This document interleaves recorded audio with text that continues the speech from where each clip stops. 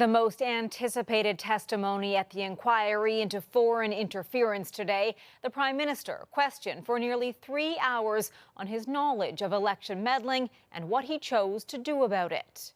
Justin Trudeau's high-profile appearance followed testimony by 3 other top MPs, including Bill Blair, former Public Safety Minister, who said he was not concerned when learning of irregularities after the 2019 election, a sentiment echoed by the Prime Minister.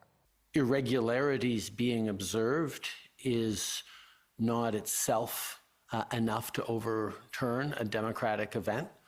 The inquiry was triggered by a steady drip of leaks, some of that intelligence catching the country's leader off guard. CTV's Judy Trinh takes us through his testimony. Under oath, the Prime Minister said he mainly relies on oral briefings. It is much more of a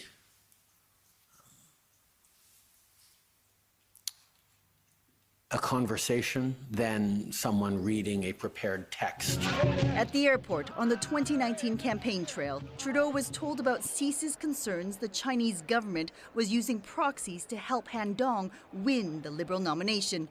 Trudeau and his minister defended the decision to allow Dong to stay. I specifically inquired about was whether or not that there was any intelligence or suggestion that Mr. Dong was aware of this potential interference or in any way a willing participant, and the indication that CSIS provided me with that at that time was that they had no evidence.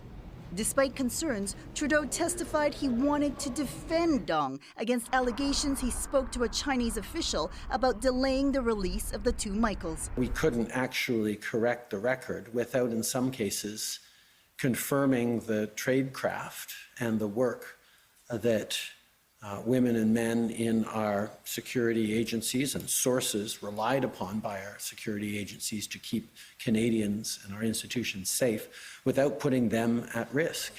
There was other intelligence the Prime Minister found out through leaks, not briefings, including that Beijing wanted to funnel $250,000 to help 7 Liberals and 4 Conservative candidates get elected. We had never been briefed on until we saw them in the papers because following the leaks. There were at least 34 records of CSIS briefings on foreign interference.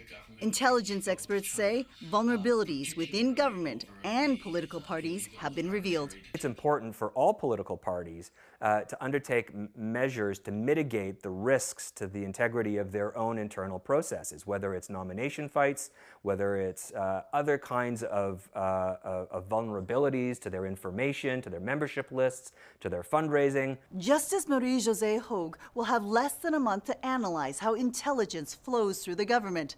She'll file an interim report by May 3rd. Heather. Judy, thank you for this.